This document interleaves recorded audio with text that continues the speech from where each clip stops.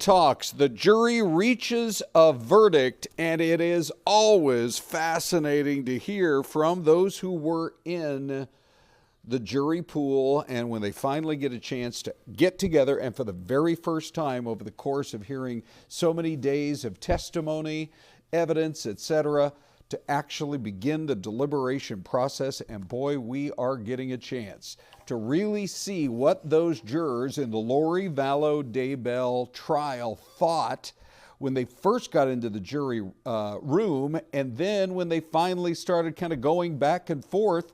Apparently, nearly all of them from that very first minute were ready to consider her guilty, but there were a couple of jurors that apparently had to be convinced by others in the courtroom. This is after weeks, or at least a couple of weeks, of one of the most high-profile trials in the last few years here in the Valley of the Sun, and we got a chance right there on the courthouse steps to hear what some of them were saying, particularly when it came to the first hours of deliberation.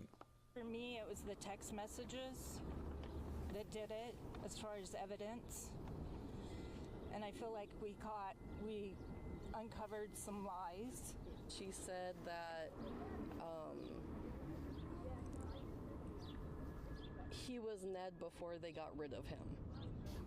That was probably the part where we were like, okay, now it's real. He just was like smiling and laughing and didn't seem to take anything very seriously.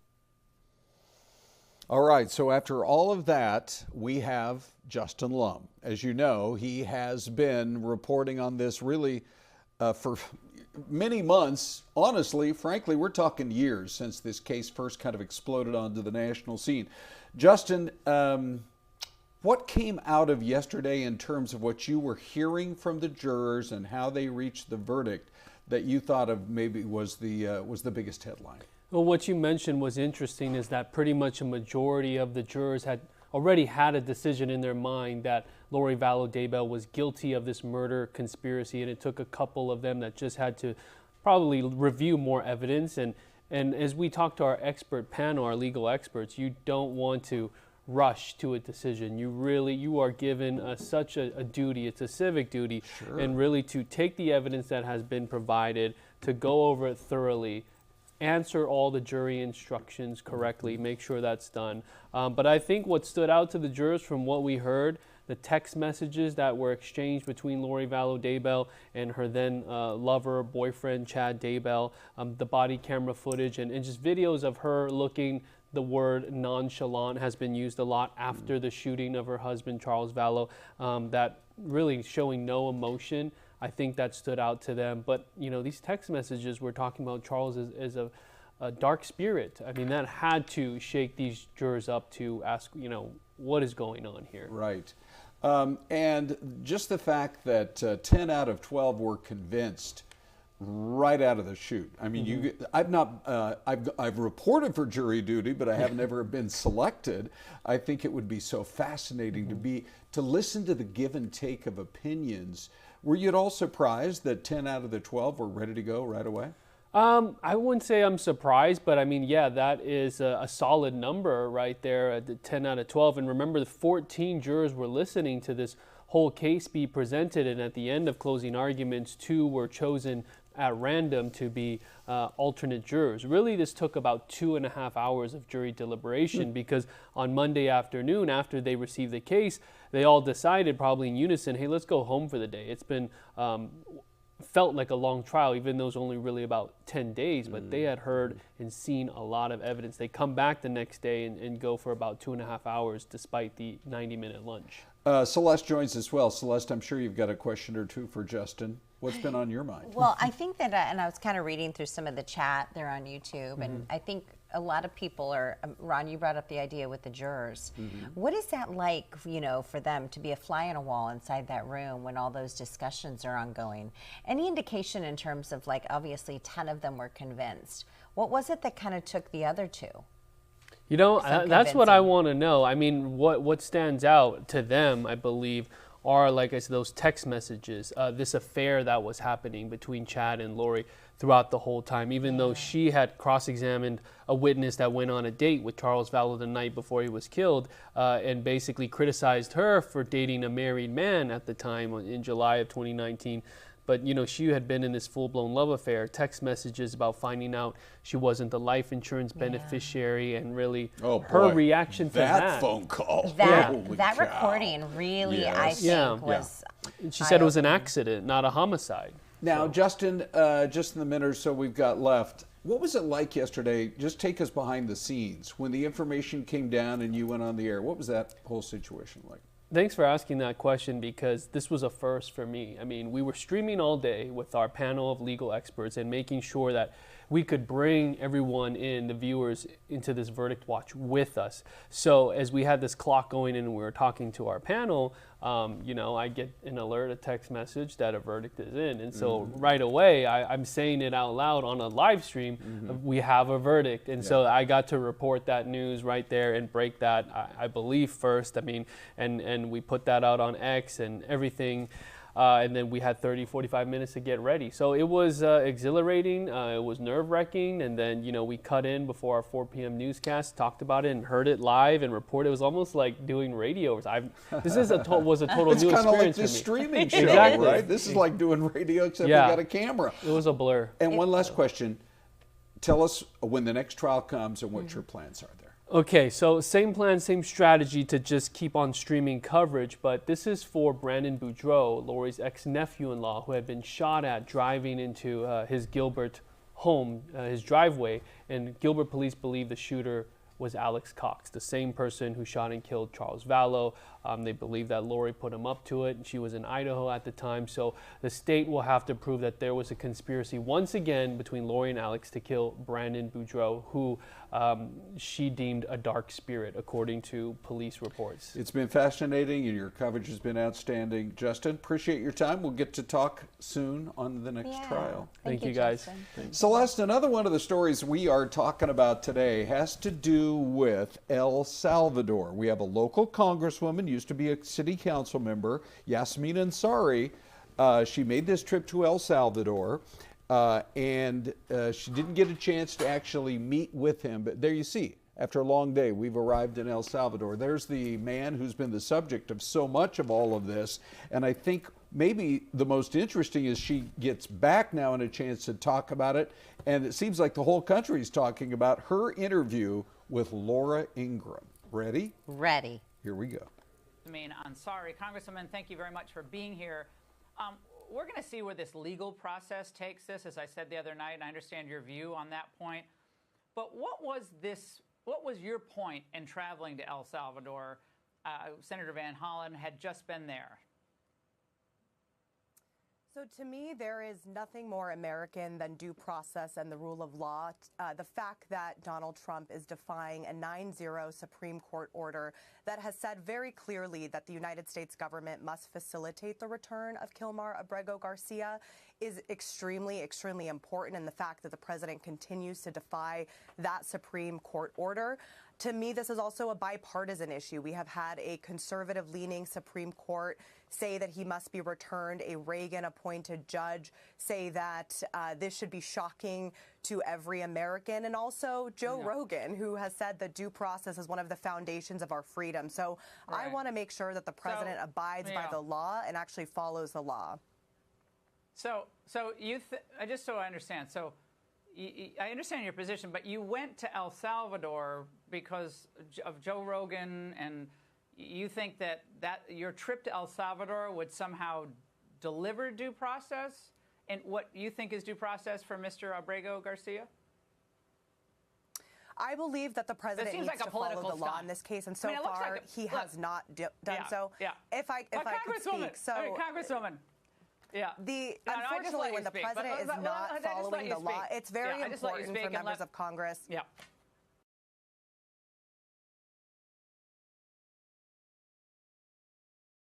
Way, right? And this then leads to our poll question this morning. Actually, you know, it all began with a senator from Maryland, Senator Van Hollen. Yes. We've had multiple members of Congress make that trip. So then the poll question is, do you think that as they go there that they are truly concerned about his welfare and they do want to make sure that his rights are protected? Or do they just want a photo op? You can see, Celeste, where the numbers are. So let me read a couple of comments underneath the poll, because I think a lot of people have some strong opinions on this. At Lily Fern says, the majority of the United States voted Trump into office to remove violent immigrants. He is doing just that. He has secured the border, and I applaud the work he and his administration have done. These Democrats who are advocating for these immigrants are a true disappointment to the United States. Here's another quick one for you. Scrambled Egg 347, you're making us hungry. Okay, you're making us hungry here. Nominated for the best name on YouTube Right. today, Scrambled Eggs. They should be as concerned about Americans who pay them and who is funding their trip, more wasted tax dollars. That has been a big question. Who is funding all of these trips down there? They say it's coming from the fundraising efforts within the Democratic Party. Yes. But it's that it's not taxpayer money. That's what they're right? saying. Yeah. That's what they're saying. But there have been talks now that there may be some other high-profile politicians that could be on the verge of going there themselves. It seems like every day there's some sort of a new angle to that story. Yes. And we are going to continue to follow it. We're up against a break here in about, let's see, a minute and a half. We have a couple of people, Ron, if we can give a quick shout out. Sure. I believe Brenda is just joining us for the first time. Oh, yes? And I believe we have another viewer from Scotland. I'm kind of trying to scan the chat box for that person's handle, because we have some new viewers here, and a big thank you to all of you. A quick note, if you'd like to vote in that poll that we were just chatting about, the link is at the top of the chat box. Okay. And so you can share some of your thoughts there. Excellent. And we'd love to read more. On my monitor right now, I'm seeing a great shot of Celeste, but I don't see the comments. I see it on my monitor on this side. Oh, you do? Well, that's what counts.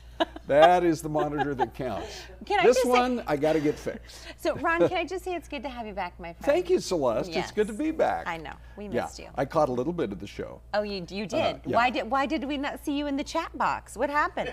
We didn't see you chiming in the chat. I don't think people want my opinion. You're wrong. All right, so if you're a regular, we appreciate you, but we really love our brand new viewers who pop in on an everyday basis. And if you want to tell us where you're from, we appreciate that too. We have viewers all over the world. We haven't had anybody from Uzbekistan in a while, Celeste. In a while. So. I wonder where so are you taking us there now? Welcome to Uzbekistan. No, where is this? That's our mystery cam. Give us your guess.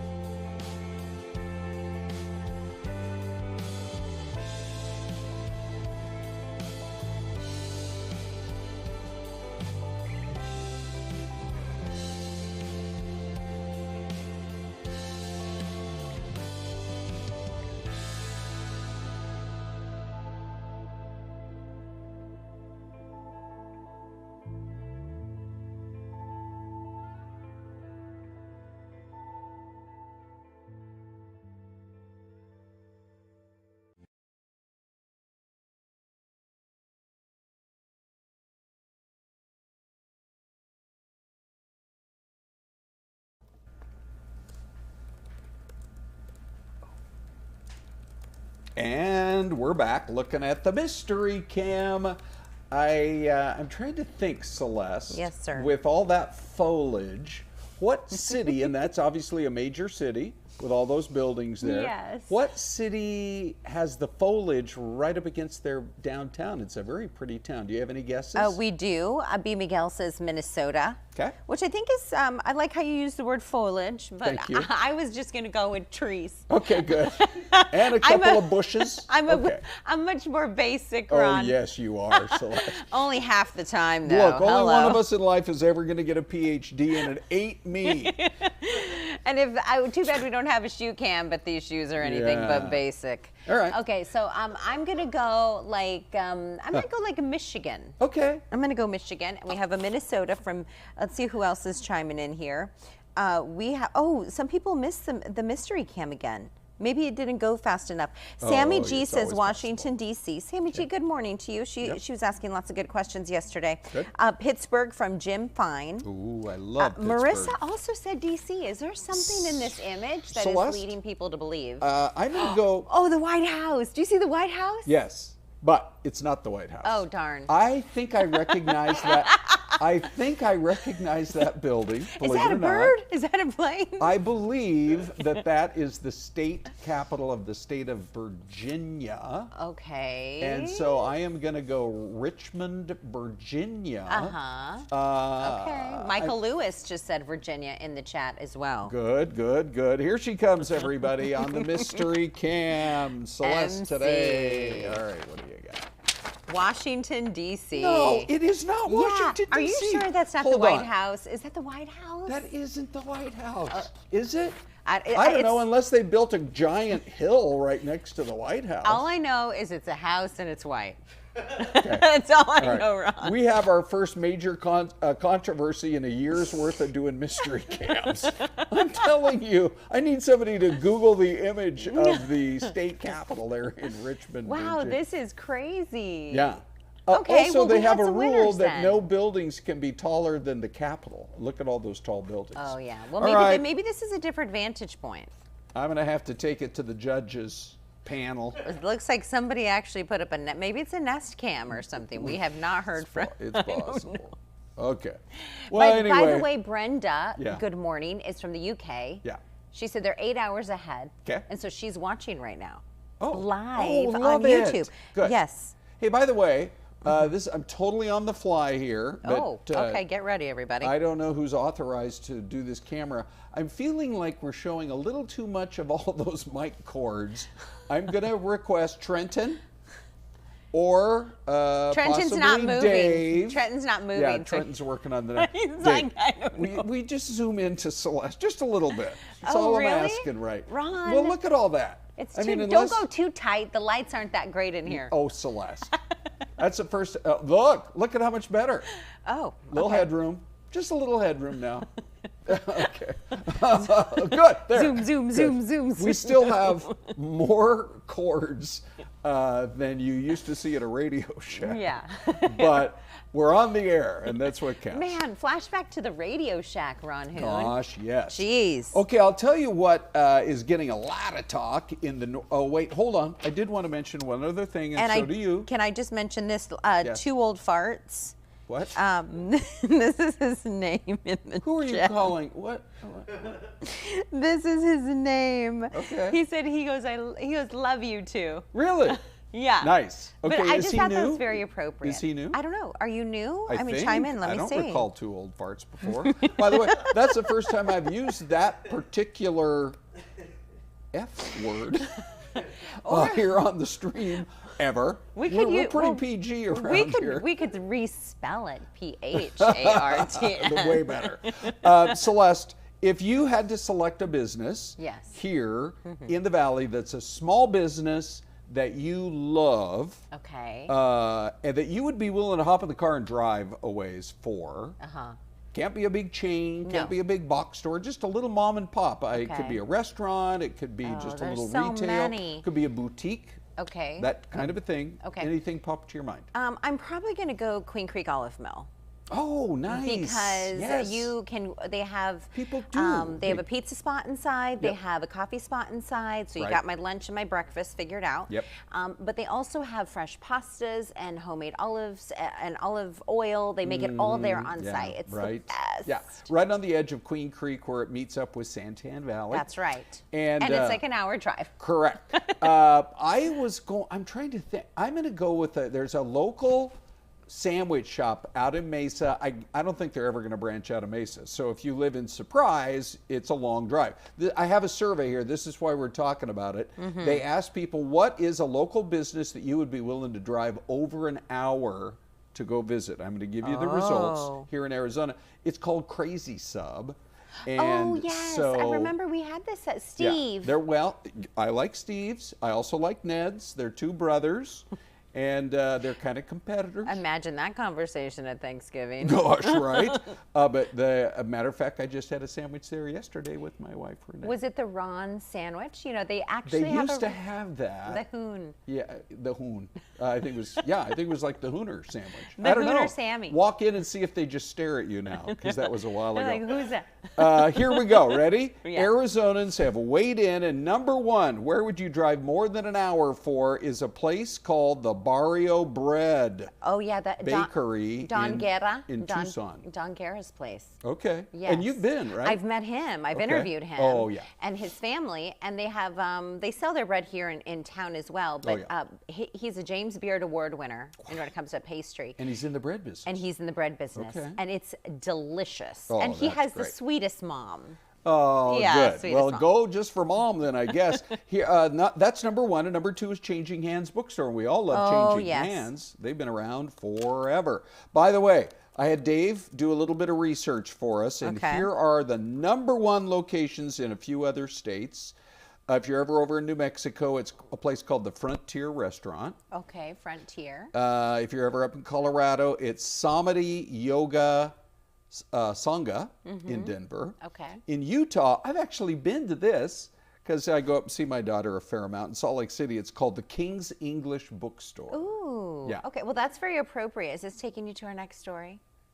Sure. The books. Let me just see if there's anybody else. Dog Bakery in L.A. and up in Nevada in a little town called Beatty, the Happy Burro Chili and Beer. So those are the places here in the Southwest that people are willing to go.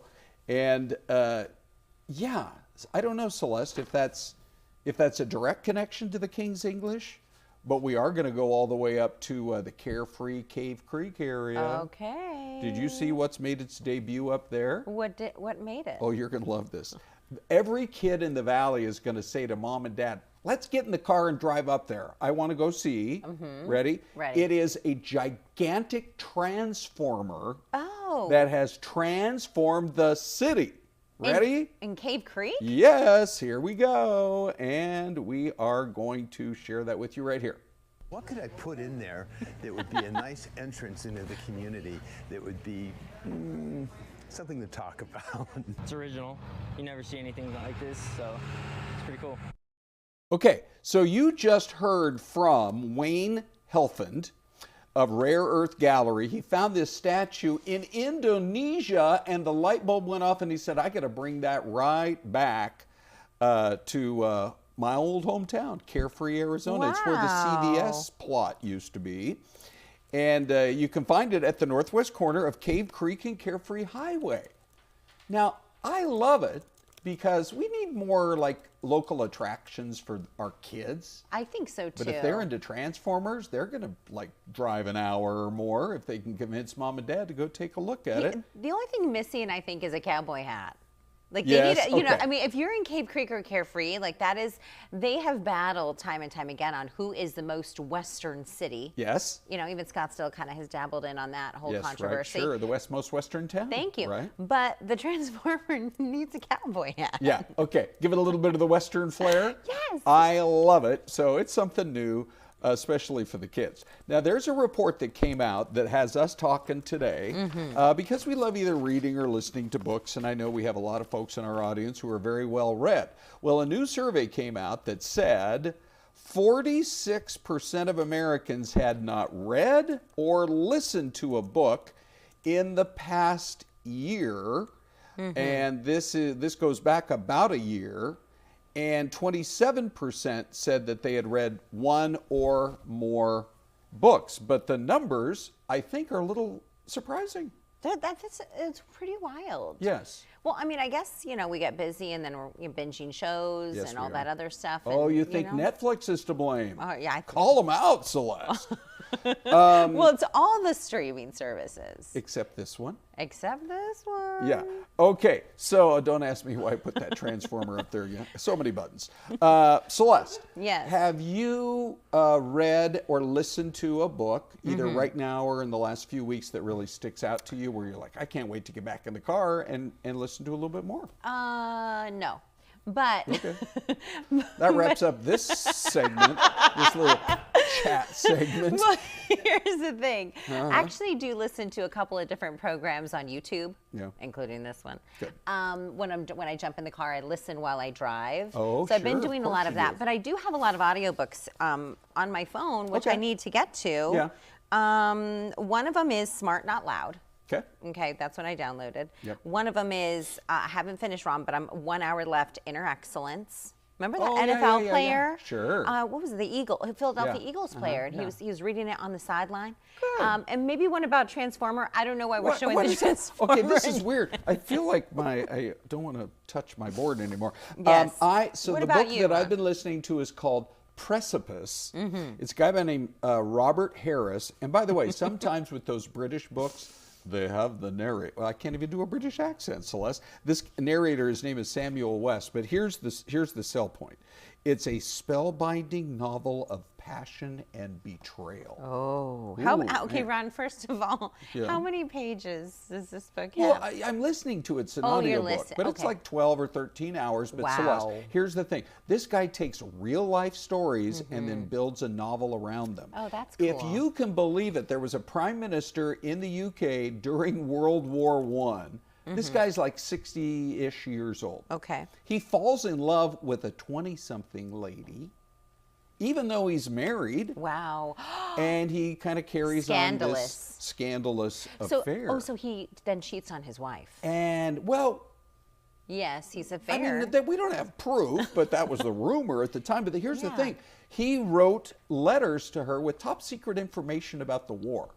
He never should have gotten away with that, and right? so you have the letters. The letters are a part of the book. Yes. And what the information that he gave. Yeah, it's all coming up if we have more time. But right now, it's time for our 10:30 break. There you go. There's the mighty Potomac.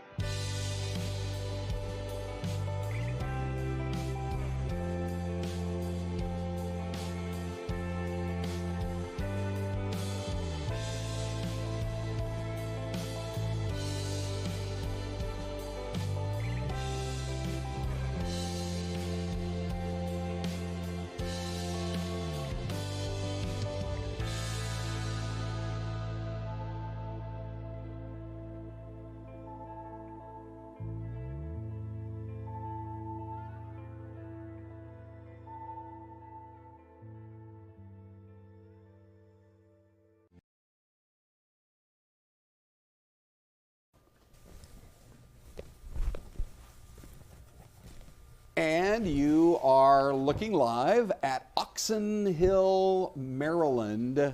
That, by the way, is just right over there by Joint Base Andrews, and that's the bridge that would take you across the Potomac, I believe, over toward Virginia. And it's always great. I just feel like everybody should go to Washington, D.C. once in their life. You get a really patriotic feeling. Hey, we welcome you back. And we did want to just mention that we have a little more information on a business that some people, they have been to other parts of the country for this fast food. They love it. They're super loyal. And we've now figured out what their very first location of the Valley is going to be. It's Bojangles. And it's going to be at about Val Vista and Mercy Road, which is just off the 202 freeway by the Gilbert Mercy Hospital. So that's exciting. And they're going to build 20 restaurants here in the Metro Phoenix area. And one other business headline I wanted to get to you real quick is I have it on personal authority from a guy who lives in the West Valley that they have finally broken ground on the Buc-ee's out there in the West Valley, out in Goodyear. It's still about a year before they open it up, but if you haven't been to a Buc-ee's, if you have been, for example, like across Texas and much of the South, I mean, they're a city unto their own. They could literally build apartments and you could live there. Anyway, look who joins us this morning, everybody. It's Michael Dixon. Good morning. Yeah. Have you ever been to a Buc-ee's? No. As you've traveled the country? No. Yeah. I feel left out. I think they have 100 gas pumps. You know when you pull up to like a QT or a Circle K and they got like 24 pumps? Yep. I think they have 100 at every Buc-ee's. Oh, that's wonderful. Yeah, that's wonderful. It's something else, that's for sure. We invited Michael to come in today because he's sort of the Renaissance man here in town. He's done a little bit of everything. But you are, tell us a little bit about your studies that you went through for your religious background and what that taught you and how this is going to dovetail into our topic of conclave. The very interesting thing is that right around the early 2000s, I just wanted to find out more about my faith. I'm a Roman Catholic. And so long story short, that led to me going on. I got a master's degree in theology from the Jesuits and a doctorate in ministry, and then was appointed chaplain at Mayo Clinic. Oh gosh. Okay. And so, you know, when you are you still actively chaplaining? No, I retired about a year and a half, 2 years ago. Okay. And but I was doing all of the media stuff that I would usually do. Right. At the same time that I was going to school and everything else. So, you know. But that's actually the beginning of it all, and I've been very close to the church. For 10 years, I did a program called Bishop's Hour for the Diocese of Phoenix. Okay. So it's doing both hands at the same time. But I'm just going to ask here, hey Dave, what is the main message you've got? Hit the squeeze button so we can get the YouTube comments back. Oh, the squeeze. Okay. Did that do it? Yep, it did. That did it? Okay, great. Yeah.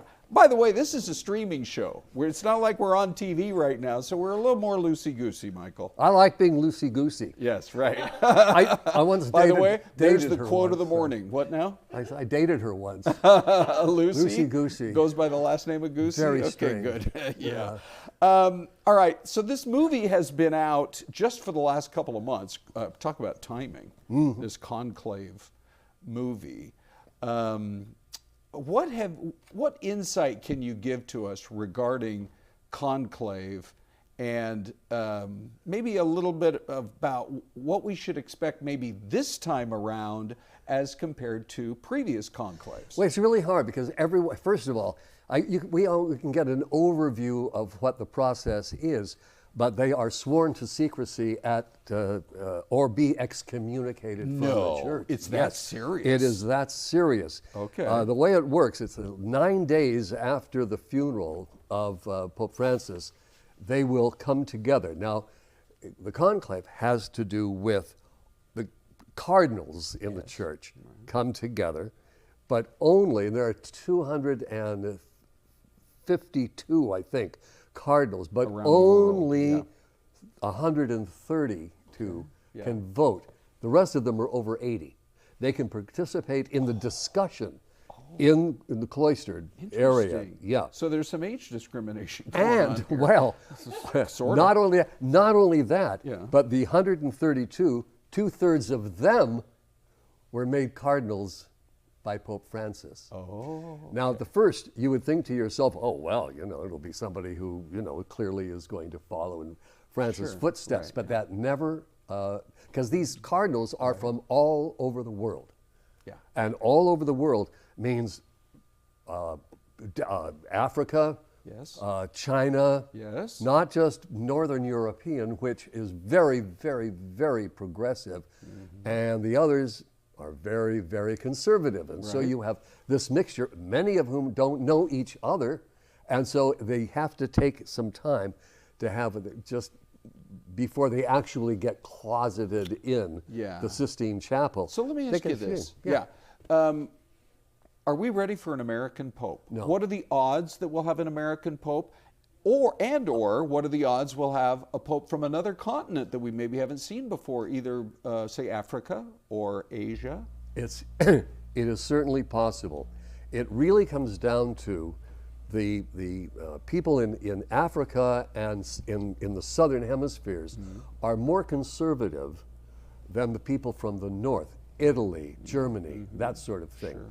And so we don't know exactly where they are going to fall on, conservative and progressive. We don't know. But there are basically two camps. Yeah, there can be. There Yeah. can be. Okay. All within the context of the church. Right. It's not like they're forming their own church someplace else. Yeah. It's just like, another organization. Some people are Republican, some people are Democrats, Sure. some people. On the scale of political, say, basically more liberal, more conservative, where are American Catholics? Mixed, actually. We are very free-thinking people Yes, as right. Americans, right? And that doesn't always sit well with how they approach the church and what the church teachings happen to be. And so it would be very interesting. Oh, I'll tell you, although it's probably not likely that there's going to be an American Pope, the guy who is right now, I forget the name, the Camerlengo, is Cardinal Kevin Farrell from the United States. Oh, okay. And he is the one who, if you saw the movie Conclave, and they put the seal on the bedroom of where he died, and he handles all of the administrative stuff for Vatican City and everything. He's an American, all right? Okay. And he was appointed by Pope Francis. Yeah. But only 132 can vote. Yeah. And so they're drawn from all over the place. And he appointed the majority, as I said before, and he wanted to embrace most of the places that haven't been represented before. Okay. Well, China yes. and that kind Yeah, of thing. we'll see. Michael, always Hey. a pleasure. My pleasure. Yeah. Oh, One of by the- the way, just as Yeah. you might be interested to know Yeah. that Pope Gregory X, back in the Middle Ages, took 3 years before they got a pope. Wow. And when he became pope, he started the whole change Okay. of how the cardinals come together. Love the history. That's Yeah. great. Michael, thank Yep, you. my pleasure. We'll probably call on you again as we get closer to the vote. I'll be here. Hey, one of the other big stories that's out there has to do with tariffs and what's coming next. And is the market going up 1,000 or down 1,000? Check out Doug Luzader's report on this from just a little earlier this morning with me. Oop, Good hold morning. on, The here we markets go. have not recouped all their losses, but there is some optimism now that the White House could eventually hammer out a trade deal with China. The markets ringing in some relief yesterday after the White House signaled that a trade war with China would at some point let up. And there may be more optimism now after another message from the president. I have no intention of firing him. Fed Chairman Jerome Powell's job is safe, says the president, stepping back from some of his heated rhetoric despite continued frustration over interest rate policies. I would like to see him be a little more active in terms of his idea to lower interest rates. This is a perfect time to lower interest rates. But what the markets would really like to see are trade deals to lower tariffs. And in coming days, the president may come face to face with a number of world leaders when he attends the funeral of Pope Francis this weekend. At some stage, we've got to deal with China and make it a mutually beneficial trade pattern with China. If he does that, this stock market goes up 20,000 points. That's my take. And then there is Tesla. After reported earnings took a nosedive, Elon Musk said he would soon be stepping back from his work at the Department of Government Efficiency to spend more time at the car maker. Starting next month, I'll be allocating far more of my time to Tesla. And now that the major work of establishing the Department of Government Efficiency is done. But Musk also said he would still spend a day or two each week working to make the federal government more efficient. Ron. So, you know, Doug, I was thinking back to the first Trump presidency, and it wasn't long after he was in office, he started kind of jawboning Jay Powell there to start lowering interest rates. And what do you know? He did start doing it. This time, the chairman of the Federal Reserve appears to be a bit more stubborn about it all. Why is that? Well, I think there's concern about the potential for inflation based on tariff policies that are still a little uncertain. You know, part of this is working the refs a little bit. But, you know, the president seemed to really encourage the markets late yesterday by saying that he would not actually fire Powell. And that soundbite in your story today, Doug, I think, was that Art Laffer that we heard from? Now, can I take that prediction of his to the bank that the Dow will go up 20,000 points? Up 20,000. I would love. The follow-up question, of course, would be over what time frame? If it's 20,000 this year, hey, we'll take it. All right. Okay. Doug, thanks. See you tomorrow. All right, so let's see how the market is reacting now live. We're still up about 500 points, but boy, there was some action this morning. We took it live at 6:37, 7 minutes in, and we watched the Dow in a matter of seconds go from up 700 to up 1,000.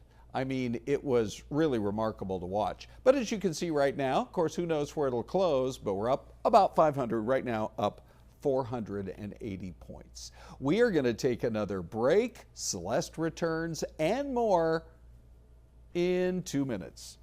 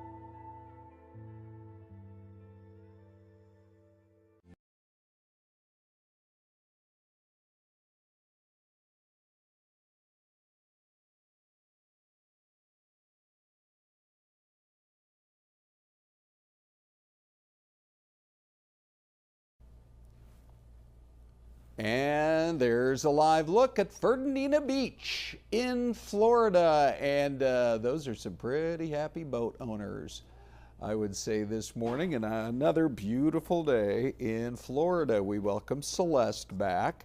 And I just thought it would be worthwhile for us to give a great big shout out to GCU, Grand Canyon University. Yes. Syleste, did you know that yesterday evening, GCU played ASU on the baseball diamond? Who won? And I'm so glad you asked. The interesting part of it was, on the air, I said, we need to come up with a name. Now that GCU athletics is right up there amongst some of the best in the West, and then you have ASU, a classic name. Like when the Mets play the Yankees across town, it's called the Subway Series. Oh, right? Okay. So we got to come up with a name for... it's the Lopes and the Sun Devils. So what could we... I don't know. But I mean, instead, Anita suggested we don't have a subway, but we have a light rail. Why don't we call it the Light Rail Series? Well, I would go with that idea if the light rail connected the two universities. Oh, yeah. But they don't. I'm going to take this other Cam here, Dave, so you can do your work. So what about, we got the Duel in the Desert for ASU versus the U of A. Right. So you don't think it has enough of a ring, the Light Rail Series? No, I'm sorry. I love Only Anita. 14 stops between the two campuses. Well, no, the light rail doesn't go to GCU. I know. And so first you got to take a bus over to like Metro. And then maybe an Uber or a Lyft. I don't know. Something like that. All right. Well, anyway, so ASU actually lost. I know you're conflicted about this because you also love GCU. I do. So anyway, they're having their graduation today, and it's a record number. This number, Syleste, blew me away. 31,000 students are graduating here in the spring class. That is the most in their 75-year history. That is amazing. Isn't that so incredible? Yeah, it really is. You think about how GCU forever was just kind of a small college here in town. You never heard much about them. And now they're like a major force in athletics and scholarships and all the rest. Marissa just said, Mendoza, one is a Christian school and one has a devil mascot. I'm like, okay, you're right. We're just stating facts here. So maybe it's like something like battle for, I don't know, Ron, what do you think? Like the battle for the Arizona soul or something. No. How about the battle for your soul? Yeah, exactly. So if you guys all have any good ideas, let us know in the chat. We would love to hear them. You all are very witty, so we love that. Yeah. All right. So I think we have a real treat for you here. Did you know that today is the 20th birthday of the streaming service that most of you are watching us on right now, YouTube? That is wild. How about that? 20 years ago today. Think of all the people that got their start on YouTube. I know. Ron Hoon. No. You're right there with Justin Bieber. When I started at this TV station, that was rabbit ears, Syleste. No. So, that was a long time ago. You don't look a day over 25. Anyway, kind of cool. And just so you're aware, the very first video ever posted was one of the co-founders at the zoo. And they thought, let's put it up and see if a few people watch. Now, we have thousands of people that watch our daily episodes. They do. Right? Yes, absolutely. And we're animals, too. On the yeah, there you go. There are plenty of days, believe me, this feels like a zoo. But here's what I thought we would do to celebrate. Yes. Ready? Okay. Okay, I'm going to punch up this button and watch what happens. Ready? Okay, this is... Oh. All right. Hi, Dave. So that's Dave, our executive producer. Does Dave know about this? I think so. Are you kidding? He was in makeup for 15 minutes. Wait, you have a makeup artist and I don't? How do I get on your program? Anyway, this is really cool because Trenton is on his camera, and this is the total behind the scenes. Look at this, would you? Very There's Syleste. Cool. Go ahead. Well, hold on now. You're missing the Trenton, come back. I mean, it's nice that we have Syleste on the show. Thank you very much. Okay. I mean, I just didn't want to miss that one part. Are we going to get a close-up of Dave? Does Dave get his close-up moment? Oh, sure. On the Come on, man. The thumbs up. I love it. From what I heard, he was in the barber chair yesterday for an hour. Wow. Well, you look good. Go ahead, Trenton. Hope Why you don't you tipped walk him. us over and show us? This is the rest of it. This is so cool. This is how we do it. And This we is have how we do literally every day. We can't do it without Brian right there, Mr. Montana. Brian Hi, King. Brian. Yeah. I think he's snapping someone on Snapchat. There's Probably. Simone. And there's Simone. And, you know, I tell people when I take them on a tour, look at that board right there. I feel like it's as complicated as flying a 737. Absolutely. I mean, We have so no many idea what buttons. any of those buttons mean. No, we don't. No, and they're That is not our labeled half the specialty. time. So it's like, Yeah. you know, all by memory. They're amazing. Look Well, at those buttons. You know, and the other thing that's really cool about it is that we basically, you know, we do it in that room as well. Trenton, maybe go show them where the table is, where Justin's been for the last. With the headset and the Yeah, So yeah. the crazy thing, Ron, for all of you who've been watching with Ron and I for like, what has it been? Maybe 8 to 10 months or something, almost 10 Actually, months? I think we just went past our 1-year anniversary. Oh, did we really? Yep. We need to celebrate. Yeah, we do. Okay, so we actually started in, this is the brand new stream studio. Yeah. But we started in this little closet where it was like hot and we had a fan in there. Yeah. And it was like. And a curtain would blow around and people are like, what is that background? Why do I feel like I'm at a palm reader's? True. I mean, that's what it felt like. Ron, I was Yeah. wondering where your cards were. So anyway, it was so weird, but it was so fun. And now, like, you know, we are in Yeah. this new studio, and now this couch, you know. Sure. I wonder if we're going to find This any. couch. Yeah. You know, we're going to find any Hey. change in this couch. Anybody taking naps on this couch? This show is therapy for some people, Celeste. Moi, So there moi. you go, right? Moi. Let's hear it for the couch. And let's hear it for Trenton on the camera. Bravo. Hear it- Oh, wait, hold on. Let's hear it for the crew Go behind the back, scenes. Go back. Show us Trenton again. Good. Yeah, well, this is... Yeah. We started with a large audience today here on YouTube. But No, actually, our numbers have just gone up. Maybe we should stick with this whole situation. we're gonna call that the Trenton cam from now on. Linda Monter says, "Hi crew, thank you for all you do." Yeah. Also, let's see, Killicell 777 forever. Tomorrow is my step pop's birthday. His son was Jimmy Ronaldo. He was Beth's producer for her cooking show. Oh my gosh! So we have lots of people watching. That's really, really great. Some hi Trenton. Linda Monter says it all looks so different. Sherry Nevada Pup says so. Hey, Yeah. you know, and Michael, Linda, Darren all said hi, Dave. Oh, that's great. Well, a couple final stories here before we sign off and hand it right over to Ty and Anita. There was a guy who won $1 million, Celeste, in a Yes. lotto. You had this story for us earlier this morning. He won $1 million in a scratch off, which for a Yes. scratcher, man, that's big big money. time. So, what did he decide to do with it? Do you remember? Yeah, I do. What is it? He decided to buy Yeah. VIP tickets for him and his son to watch Chicago Bulls Yeah. for next season. And I thought, oh my gosh, what a great story this is. It really is. And I got a couple of text messages and DMs from people on Instagram after, and they said, you know, it's so true. Like the one thing I shared on the air was that is the one thing we never get back is Yeah. time. Yeah. So if you're going to spend it, spend it with those that you love. And if you win some big money, use it on your family and friends if you can. Did I ever tell you that years ago when Michael Jordan was playing for the Chicago Bulls, they were in Game 7 of the Eastern Conference Finals. Okay. We happened to be on a family trip to Chicago. Okay. And I bought scalper tickets for, that was Reggie Dangerous. Miller and the Pacers Okay. against Michael Jordan and the Bulls. Did you- We were literally in the uppermost row. It was total nosebleed territory. How much were those tickets, by the way? $250 each. And which back this then, was that was 20 years yeah, ago. it's pretty big money. Right. Were you able to make some eye contact with Michael? I was barely able to make eye contact with the court up there. So it was so nosebleedish, but I can always say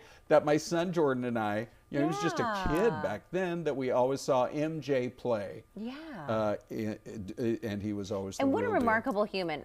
You know, Yeah. Ron, think about this. He got cut from his, was it high school basketball team? Yep.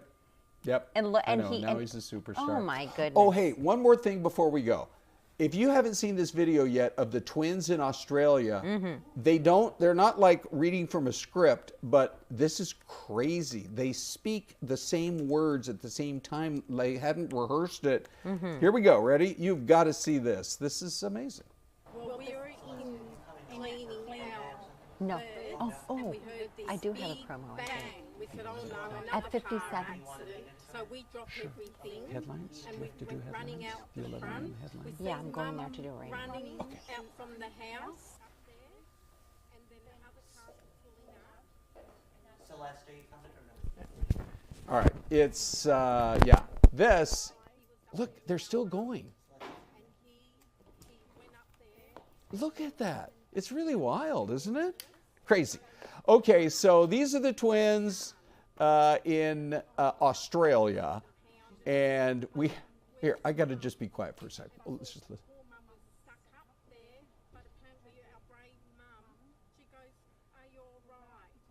Blood all over his face. And he goes, I'll shoot you. She goes, By the way, that was not rehearsed. That's just the way they talk. And it's almost like, you almost feel like they're conjoined twins when you listen to them, because, I mean, like every third word, they're both coming up with the exact same word. It was one of the most amazing videos I've seen in a long time, and we watched it earlier. By the way, Anita joins. Good morning, Anita. They said that they've been doing this their entire lives. Right? Mm-hmm. Yeah. I mean, it just says something about the human brain and the way that you're connected, I think, with other family members. Well, they It's shared totally they were in the womb together. Yes, right. That's a lot. Correct. It's a lot of closeness. Well, I guess you got to work on your, we call it chemistry in the business. And you and Ty have great chemistry, that's for sure. Oh, What's I'd like coming to up say at we 11? do as well. Well, you and I do too. Well, we have a couple of things in the second segment. We're going to be talking about ADOT's coming in, and Yes. they're going to talk about safety awareness for construction zones. We have a lot of construction going on in the valley, in the northern portion of the state, Yep. and so they're really trying to put the word out there. The number of accidents has increased, and these are for people who are just doing their job, construction workers. Can I ask one more question Yeah. in the like 20 seconds we have left? I won't answer it. Okay. Why do you have incredible donuts here? That Come on. is the next tease. Yes. Segment 1. You want to watch? Do we want to, can we see them? Just one or both? I don't know. Look at that. Holy cow. Are you sure Ty's not going to eat them before the he'll eat half them. hour's over? He'll probably take a bite in the first segment. Yeah. Okay. We'll be talking about something really fun. Well, we can't wait. It's coming right up here after a 2-minute break. Fox 10 Talks continues with Ty and Anita.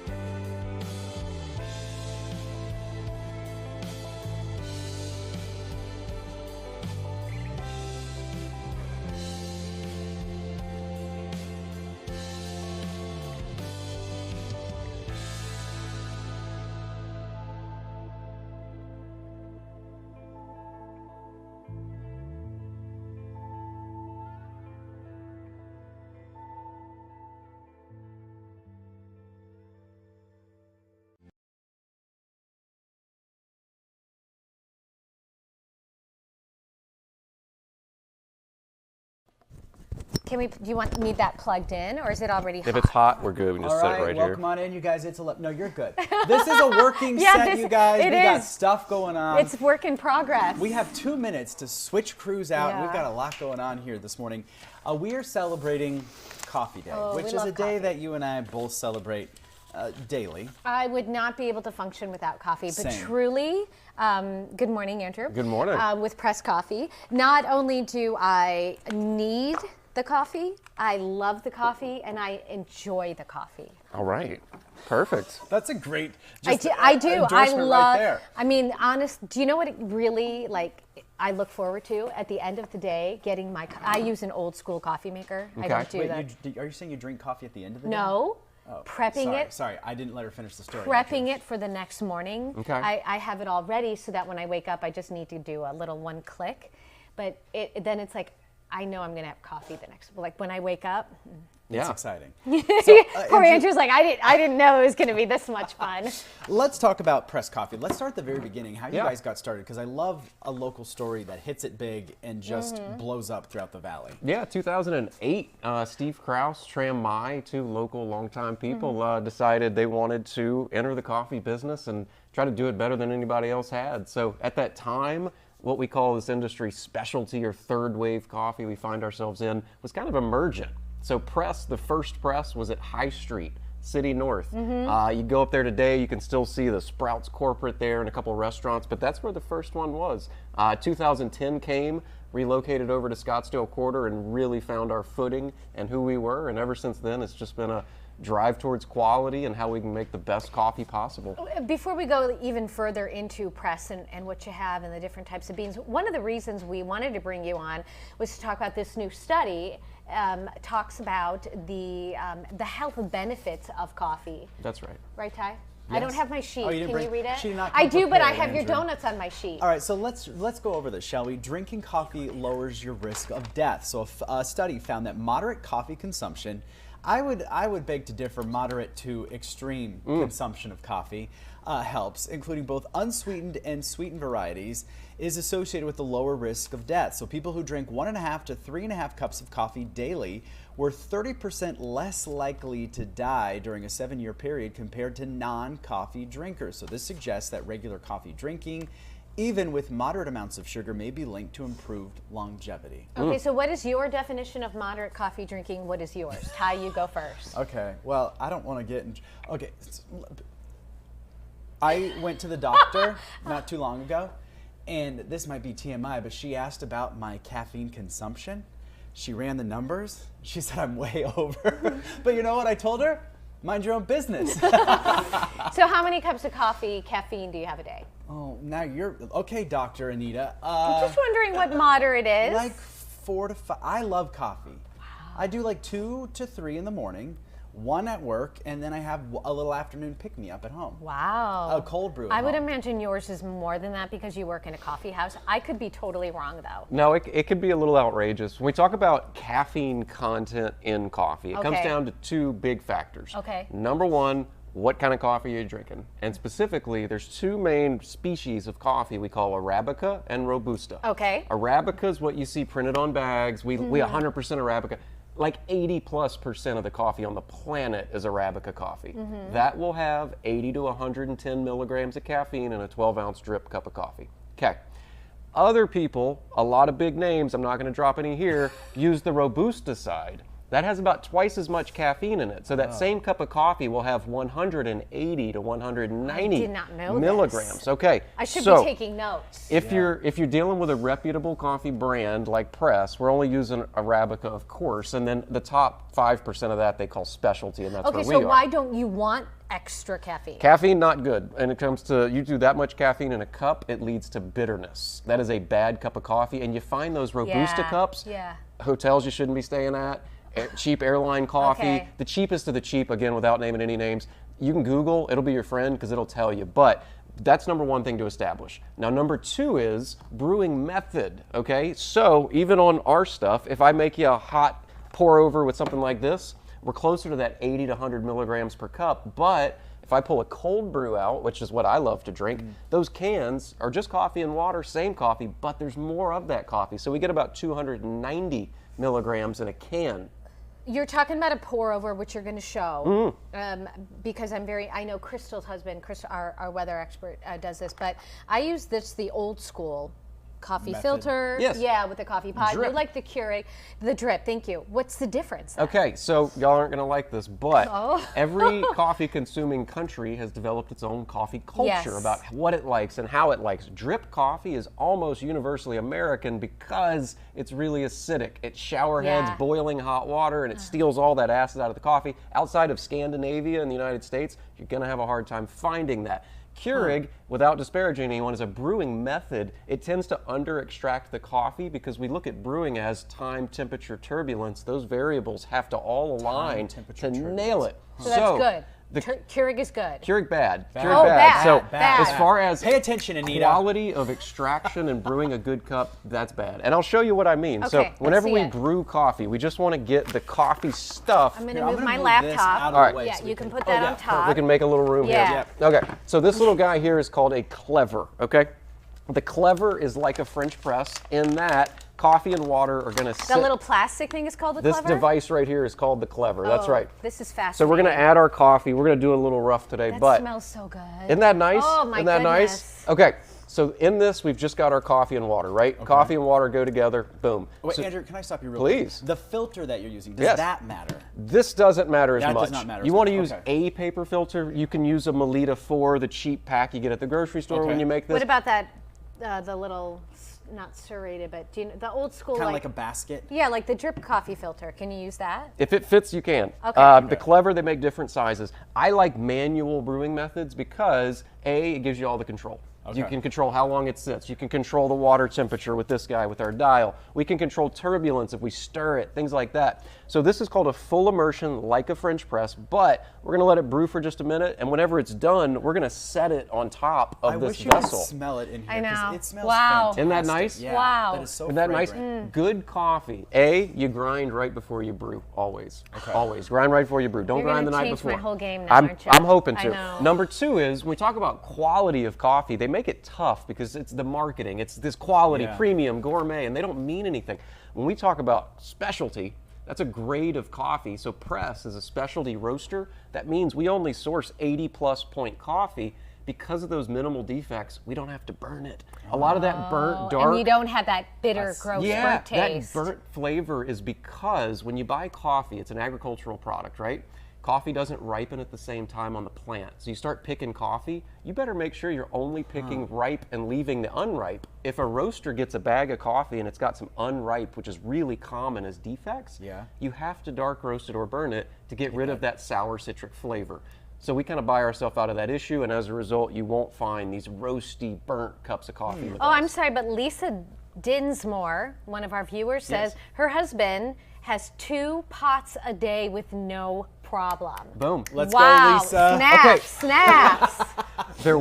I'm glad you brought us back to that, because the premise here is coffee longevity, right, and health. I can tell you, as not a doctor, but as somebody who has written 8 articles. You're really 89 years old, aren't something you? like that. Yeah. Now, it does lead to long. Okay.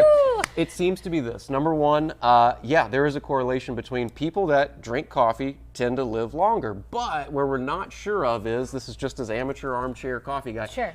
There seems to be also an issue with if you're healthy enough to drink coffee, that tends to mean you're going to live a little longer. Okay. So that is always there in the middle of that, saying, well, but hold on, caffeine, who knows?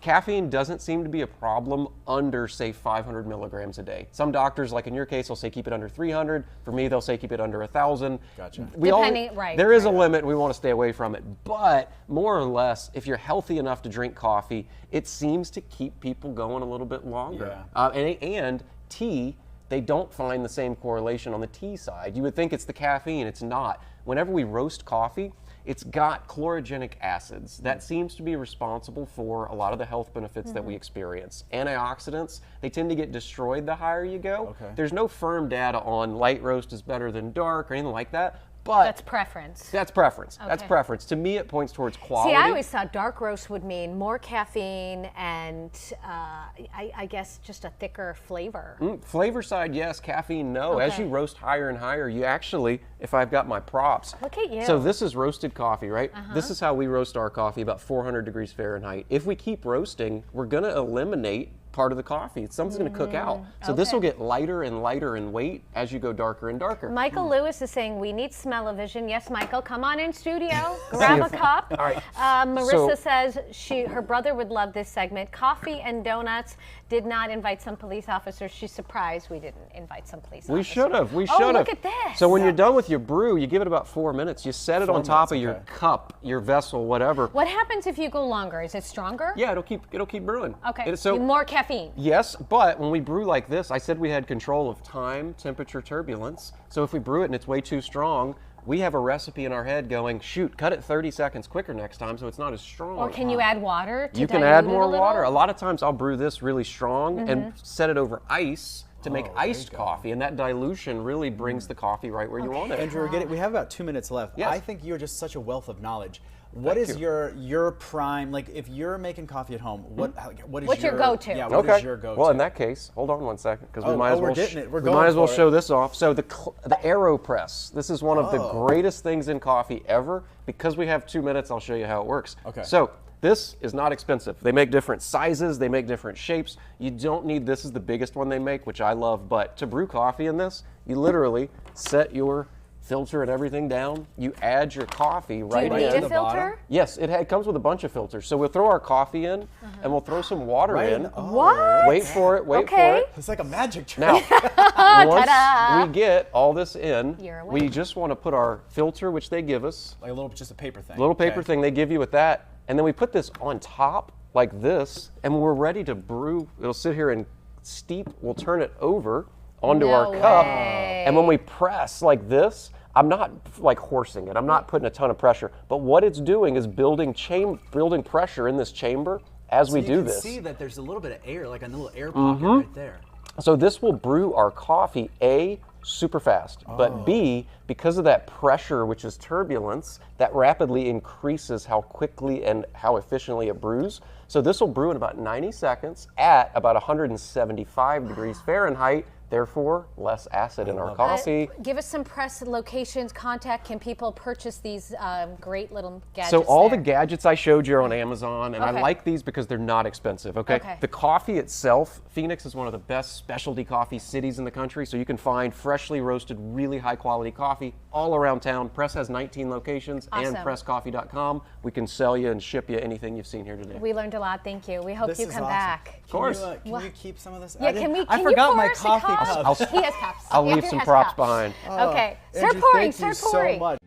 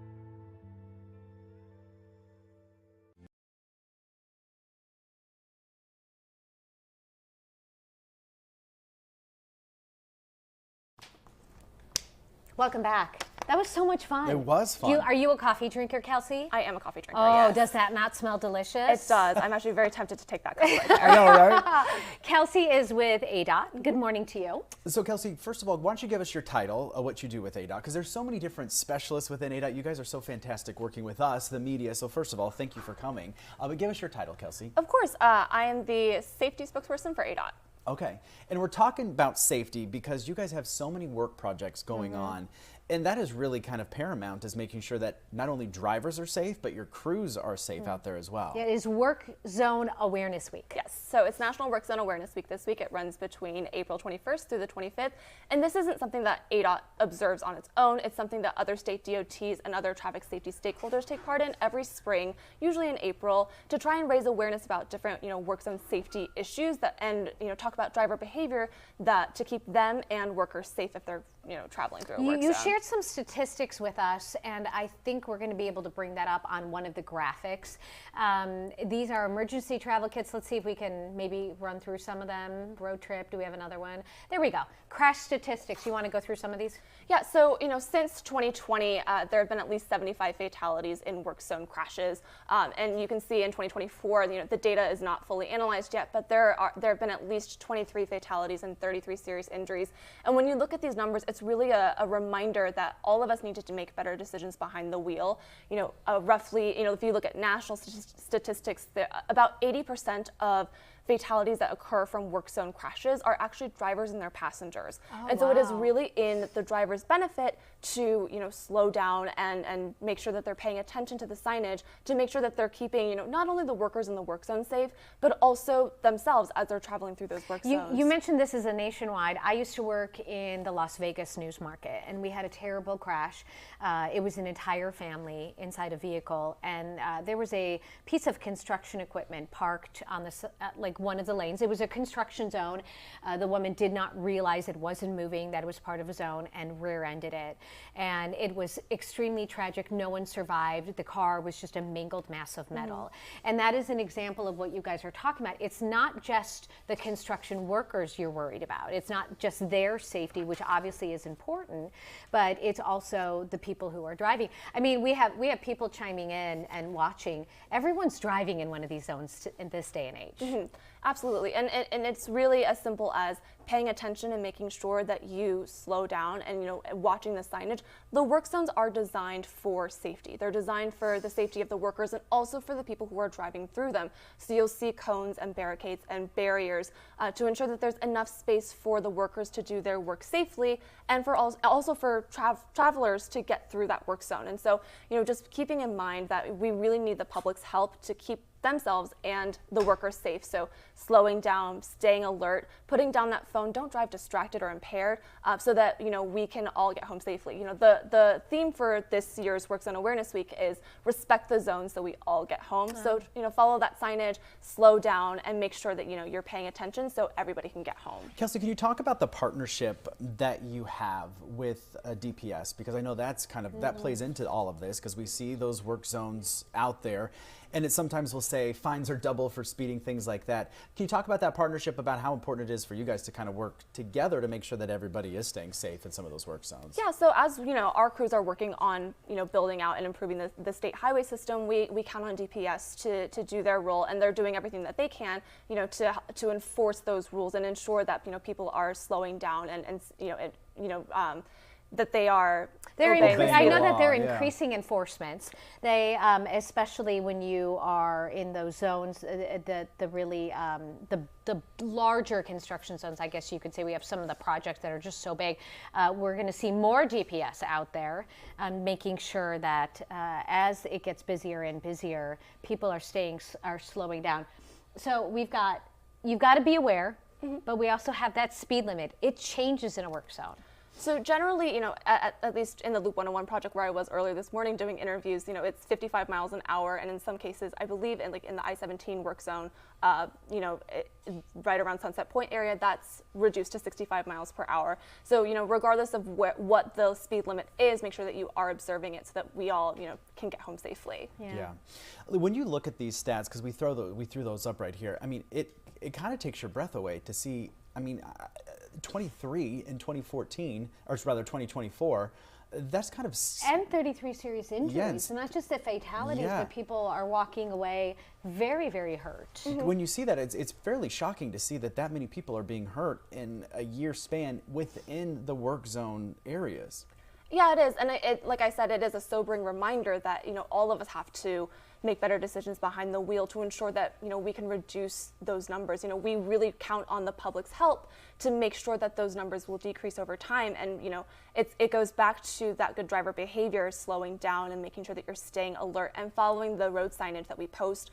Because again, those work zones are designed for safety, and so it's on all of us to ensure that not only do the workers get home safely, but that we can also make it to our destination. It looks like, and I know you're not able to analyze and talk about this, but just a comment, it's interesting that the numbers have mostly gone up, 11, 13, 17, 23.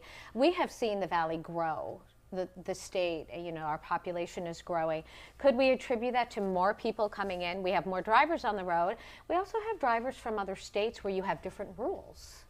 It could be. There are lots of different factors that play into that data. It's not on that particular slide, but in 2023, it's showing the number of fatalities and the serious injuries. But I will note that from last year, there's actually fewer work zone crashes, but fatalities were up. So it's possible, within that data that there could have been a van that had a lot of people in there or something like that could skew the data that way. Kelsey, I was going to ask you, you kind of mentioned at the very top that you guys are working in conjunction with other states. Have you seen things that maybe some other states have done when it comes to not workplace safety, but rather work zone safety areas, and maybe implementing that here? Or have other people looked at things that maybe ADOT is doing here in Arizona and implemented in their own states just to try and create more safety on those streets for everyone? In terms of Work Zone Awareness Week, I know that we, especially on social media, if you check out our social media, we post tips there as well, and we definitely are in conversation with other state DOTs to see what they're doing and implementing, what we see on their social media to help get the word out and to help spread public awareness about this particular issue. And it all goes back to, that driver safety and making sure that we want everybody to make it to their destination. We want our workers to be able to get home safely, and we want to be able to make it to wherever we're trying to go. All right, speaking of destinations, let me ask the folks at home who are watching and listening, who's getting ready to go on maybe a summer vacation or a road trip. This is the time of year when everyone, especially in Arizona, you're going to be packing up trying to head up north for a weekend just to cool off a little bit. We are no stranger to those extreme temperatures that are only going to get worse from here. It's already pretty hot out today. But yes, we know that people are getting ready to go out on summer vacation, maybe take a road trip, go up to Flagstaff or head up north where it's a little bit cooler. And so if you do choose to go on a road trip, good for you. But we do recommend that you check out your vehicles and make sure that they're in good condition, and also to pack an emergency travel kit that has essentials in case something happens. So packing extra water and healthy snacks, having a fully charged cell phone and a battery charger, a first aid kit and any prescription medication you might take. Sun protection is incredibly important, like sunscreens or a wide brim hat, and also flashlight and batteries in case you break down and you need some light at in the evening times. Those are all important things to have on hand, because it's very possible that you run into an unexpected delay, or maybe your car breaks down and you need to change a flat tire. It's incredibly risky if you're exerting yourself and it's hot outside and you don't have enough water. So we want to make sure that if you guys are choosing to go out on a road trip over the summer, that you have all of those essentials on hand in order to so you can tide yourself over if you're waiting for a tow truck or anything like that, or if you need to change a tire or anything along those lines. I mean, it was just this weekend, some folks coming back from Easter Sunday up in the high country. There was that accident on the 17 right there near that just south rather of that Sunset Point area.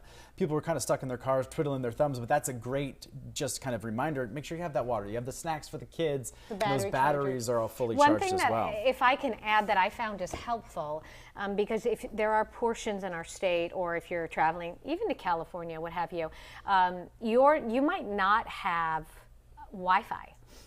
And so you may not be able to use Signal, you mean? Signal. Thank you. Sorry, I'm getting a disturbance in my ear and it's distracting me. But maybe let someone know what your route is, and what time you're expecting to leave, what time you're expecting to get to your destination. That way, if you're not there, they don't hear from you, they know something went wrong. Yeah, and before you head out, check AZ511. Download the AZ511 app or check az511.gov and see, if there are any crashes or anything that are blocking your route. Yeah, that AZ511, by the way, so we use it helpful. every day, single morning literally. here on the morning show. It is it's a wealth of knowledge. You can look at the different cameras as well. I think we have one more graphic. If you want to talk about this is before you go on your road trip. You want to talk about these, Kelsey. So before you head out on a road trip, we want to make sure that your vehicle is in good working order. So, make sure that you fill up your gas tank and keep it about 3/4 full before you head out. And make sure your vehicle's AC is in good condition, because of course you don't want to get caught anywhere without having AC in the Arizona heat. Check your vehicle's battery, and then also check your tire pressure before you head out, so you reduce the chances of a blowout. These are some great tips. You mentioned earlier that you were at a site this morning. Where were you this morning, Kelsey? I was at the Loop 101, the closed southbound off ramp at Frank Lloyd Wright Boulevard. That's one of my exits. I go to yoga that way. Well, I was going to say, can you give us a little update on maybe some of the projects that you kind of oversee, or is that something that we'll wait for another time? We'll wait for She says we'll wait for another time. That was a conversation Kelsey and I had that I was not able to pass on to you. I'm sorry. Just as far as that's my fault. That's all right. But I had a question. We have had a few crashes where people have gotten out of their car on the freeway and it ended terribly, just a tragic accident. The other day I was driving, I want to say I was on the 51, and I saw a work truck pulled over on the side, and the driver, a gentleman, got out and was actually standing in the lane looking at the car, and I was worried how close the traffic was to him. Don't do that. No, if you find yourself in a situation where you are either in a crash, or if your car breaks down unexpectedly, make sure that you get out of the travel lanes, off to the right-hand shoulder, or off the highway entirely. What if you can? What if your car just like his just stopped right there? If you're in an emergency situation, call 911. Okay. Yeah. Don't get out of your car. No. And I mean, DPS is so good about getting someone to you so quickly, because they're spread out all over the city, that they can get to you fairly quickly in sorts, unfortunately, in an emergency Too much situation. coffee. I think I did have too much coffee. Maybe you need maybe more not coffee. enough. I brought donuts because Kelsey, Danielle was at Bashas. Oh, that sounds good. Thank you. Yeah, you can definitely have one. We'll have one We've got the You can donuts take- and the coffee. You can take your pick.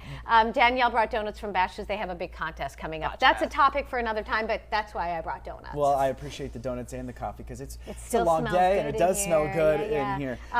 Mari Mar saying Queen Creek and Santan Valley have the worst infrastructure in the valley. Not enough lanes, too many new homes being built, not enough roads to accommodate the traffic. And we may very well see projects popping out there. You guys are so busy. We'll see. We'll see. There you go. There's the tease for you guys. All right, Kelsey, thank you so much for coming in. We do course. appreciate everything You're that you brought, a wealth of knowledge here this morning to make sure that everybody